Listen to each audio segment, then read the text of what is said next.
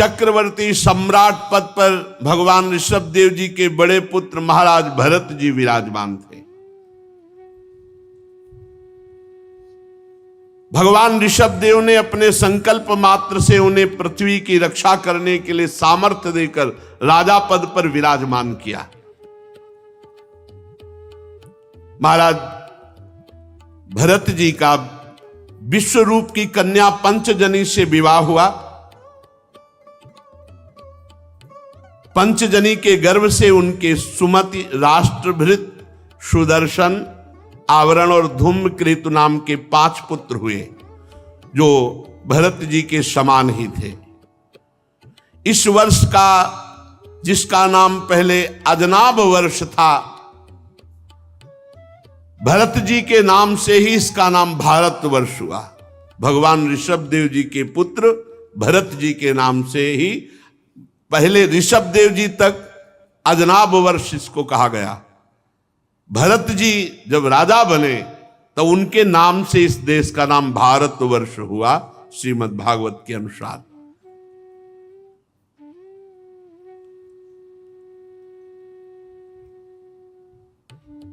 महाराज भरत जी तो स्वभाव से ही भगवत भजन परायण और बहुज्ञ, सब शास्त्रों का ज्ञान, राजनीति का ज्ञान। जैसे उनके पिता पितामह राज्य करे वैसे ही भरत जी राज्य किए। बड़े वात्सल्य भाव से दुलार करते हुए अपनी प्रजा का पालन किया और छोटी बड़ी बहुत सी यज्ञों का अनुष्ठान किया।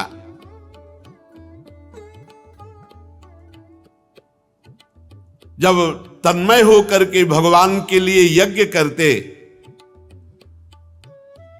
उनके भाव में हर समय श्रीवत्स, कौस्तुभ माला, चक्र, शंख और गदा धारण किए हुए भगवान का भाव निरंतर बना रहता, मानो सामने भगवान विराजमान। ऐसे भाव से युक्त होकर के यज्ञ करते। दिनों दिन इनकी वेग पूर्वक उत्कृष्ट भक्ति बढ़ने लगी। 1 करोड़ वर्ष तक स्वस्थ रह करके राज्य शासन किया। 1 करोड़ वर्ष तक। अब मन में राज्य से उदासीनता बढ़ी, अब भगवान का भजन करें। वैसे तो यज्ञ आदि के द्वारा सब अपने जो पुत्र थे उनको यथा योग्य राज्य संपत्ति दे दी और आप निकल पड़े राजमहल से। पुलहाश्रम हरिहर क्षेत्र में आकर के भजन करने का दृढ़ निश्चय किया। वहां चक्र नदी है, गंडकी नदी, जिनमें शालिग्राम भगवान प्रकट होते हैं।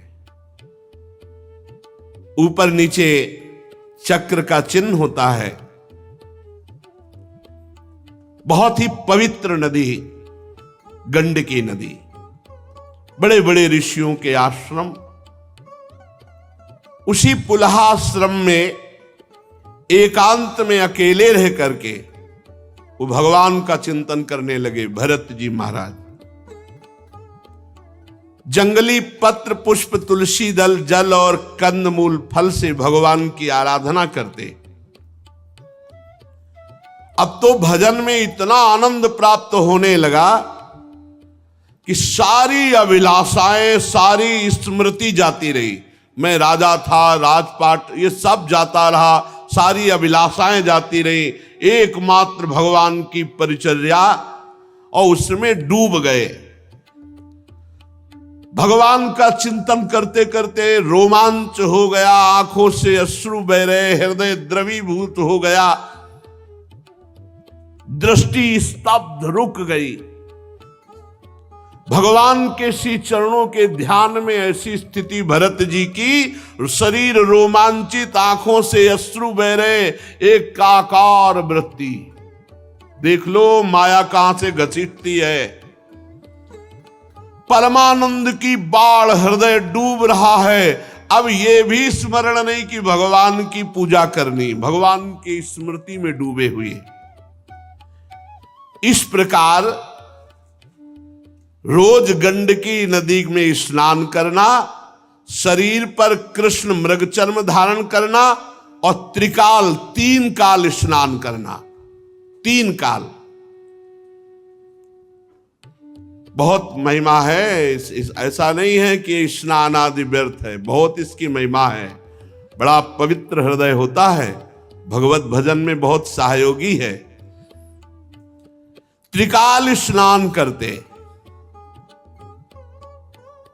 ये जरूरी है, बहुत जरूरी है ब्रह्मचर्य के लिए, हृदय पवित्र के लिए, भजन की गर्मी को शांत करने के लिए। त्रिकाल स्नान के कारण उनके जो केश हैं वो जटाओं में परिणित हो गए। वो सूर्य मंडल में सूर्य संबंधी ऋचाओं द्वारा ज्योतिर्मय परम पुरुष भगवान श्री हरि की आराधना करते हुए इस प्रकार कहते, हे भगवान सूर्य, कर्म फलदायक तेज आपका प्रकट से परे है, संकल्प द्वारा इस जगत की उत्पत्ति की है, अंतर्यामी रूप से इसमें प्रविष्ट होकर चित्त शक्ति द्वारा विषय लोलुप जीवों की रक्षा करते हो। हम उसी बुद्धि प्रवर्तक तेज की शरण में हैं। भरत जी महाराज त्रिकाल स्नान करते, तो एक दिन स्नान करने के लिए गए, स्नान किया और नदी में हृदय तक खड़े होकर, छाती तक 3 मुहूर्त तक धारा में खड़े होकर जप करते। इसका विशेष प्रभाव होता है धारा में खड़े होकर जप करना। अब इतने गंगा जल में खड़े, झम झम गंगा जी की ऐसी धाराएं आवाज होती, कभी कछुआ ऐसे नोच लेता, फिर हिम्मत, धीरे धीरे हिम्मत बनती। आप खड़े भी नहीं हो सकते, रात्रि के 4 बजे अंधकार, आप खड़े भी नहीं हो सकते, क्योंकि वहां मुर्दा भी बह रहे हैं, वहां कछुआ भी है, वहां जीव जंतु भी है। ऐसे हिम्मत, बहुत हिम्मत की जरूरत है खड़े होकर गंगा जी में। यहां तक तो 3 मुहूर्त तक धारा में खड़े होकर भजन करते। इसी समय एक हरनी प्यास से व्याकुल हो जल पीने के लिए आई और वो गर्भवती थी। नदी के तीर पर जहां धारा में खड़े जप कर रहे थे, वहीं वो पीछे से जल पीने आई। अभी वो जल पी ही रही थी, बहुत भयंकर सिंह की दहाड़ सुनाई दी। और डरपोक स्वभाव भी होता है, और हरनी वो डर गई। और वो भीषण शब्द ऐसा लगा कि उसको लगा कि मेरे पीछे ही सिंह है। बड़ी ऊंची छलांग होती हिरन की। अब उसे लगा मेरे प्राणों पर बन आई, तो एकदम किनारे से छलांग मारी कि धारा को, गंडकी नदी की पार कर जाए। अब वो जो छलांग मारने की प्रक्रिया थी, उससे गर्भ योनि द्वार से निकल करके जल की धारा में गिरा। अब वो मृगी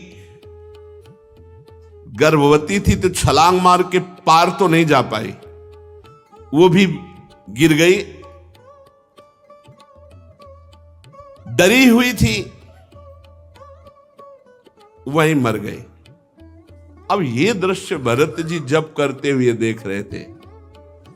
उन्होंने देखा कि हरनी तो मर गई, कृष्ण सारस्वती निपपातात च ममार, जो इसकी मां थी वो तो मर गई, जो बच्चा था वो जल में प्रवाहित हुआ। दौड़ पड़े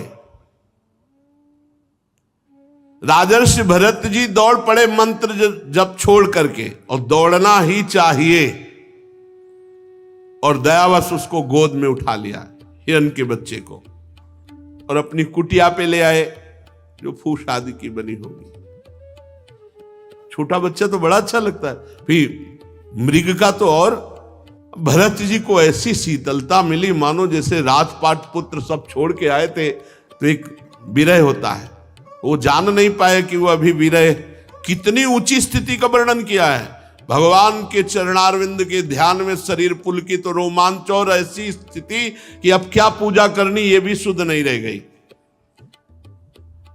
अब उस बच्चे को रात दिन छाती से लगा के रखना और दुलार करना, बस 2-3 दिन में वो तो चलने तो 2-4 घंटे में लगता है, 2-3 दिन में तो छलांग मारने लगा। अब उसी के लिए हरी हरी घास बिन के लाना और छाती से लगाए हैं, गले में बैठा ले हैं, पुचकारते, चूमते, हृदय से लगाते।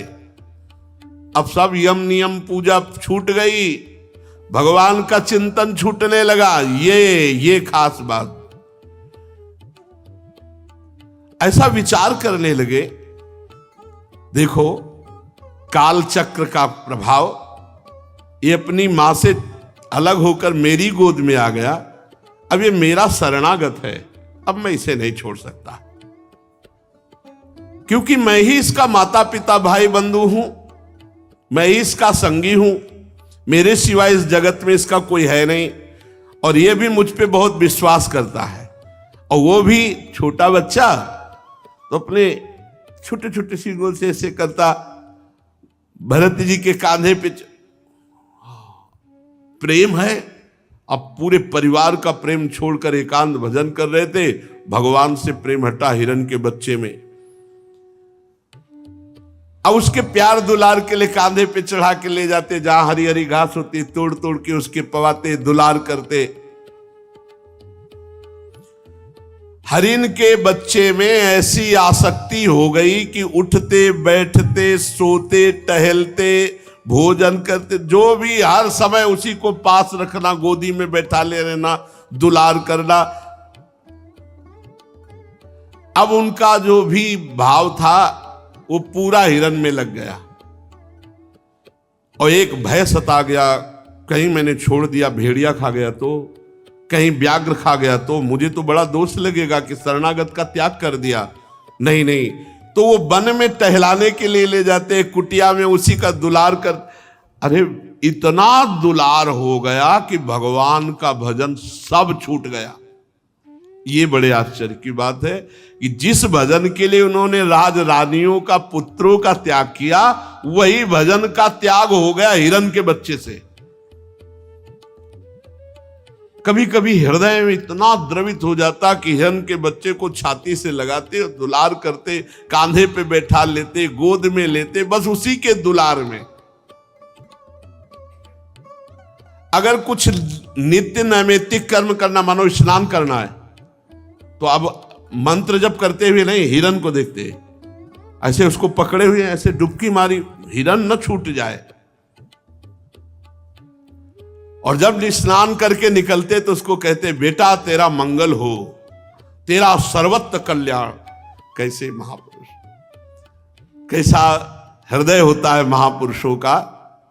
बेटा तेरा सर्वत्र मंगल हो, मनसा तस्मा आशीष आशास्ते स्वस्ति ता वत्स ते सर्वत्र इति, सर्वत्र तेरा मंगल। कर दिया मंगल, कर दिया मंगल, महापुरुषों का संकल्प।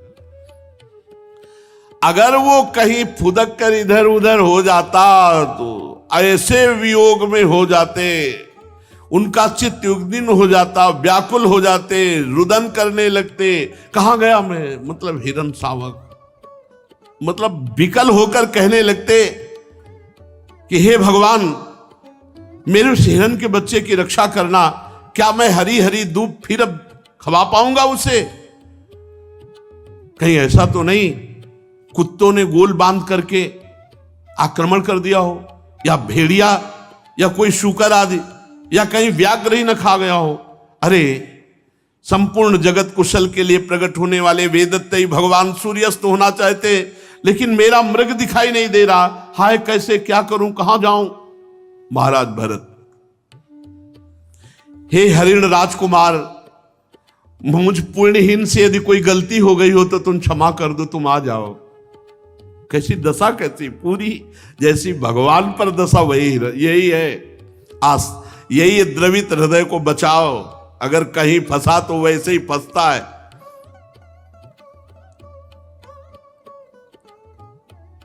जब कभी मैं प्रणय कोप से खेल में झूठ मूठ समाधि करता भाव, तो अपने छोटे छोटे जल बिंदुओं के समान कोमल कोमल नन्हे सींगों से जब मेरे ऊपर ऐसे खुजलाता, कितना सुख मिलता। कब मिलेगा वो हिरण सावक?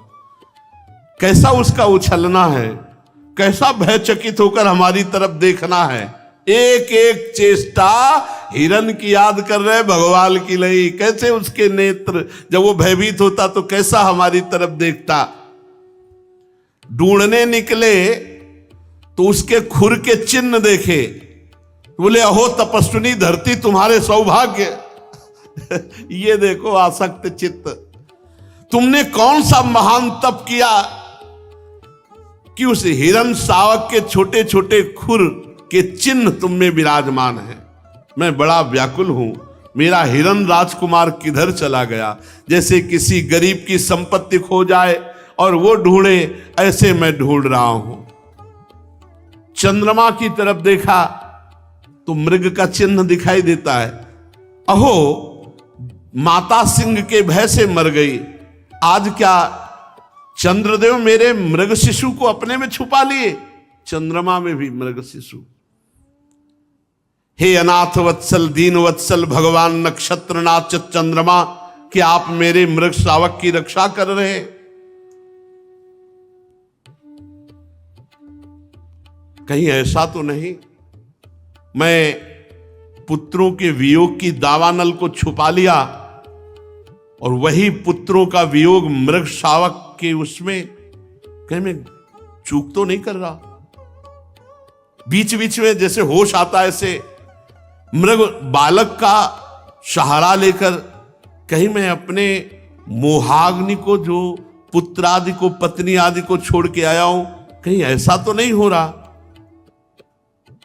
भरत जी महाराज,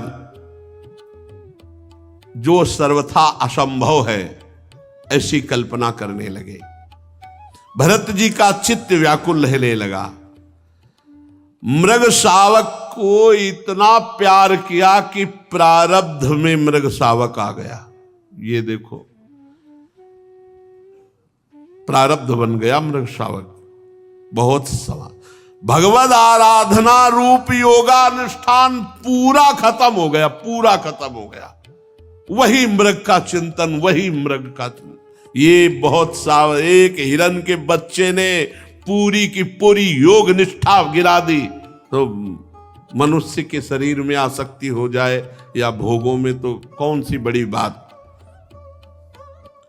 नहीं तो सोचो परीक्षित, जिन्होंने मोक्ष मार्ग में भगवत प्राप्ति के लिए अपने हृदय से उत्पन्न पुत्र पत्नी आदि का प्यार त्याग दिया, वो हिरण शिशु में ऐसे कैसे आसक्त हो गए।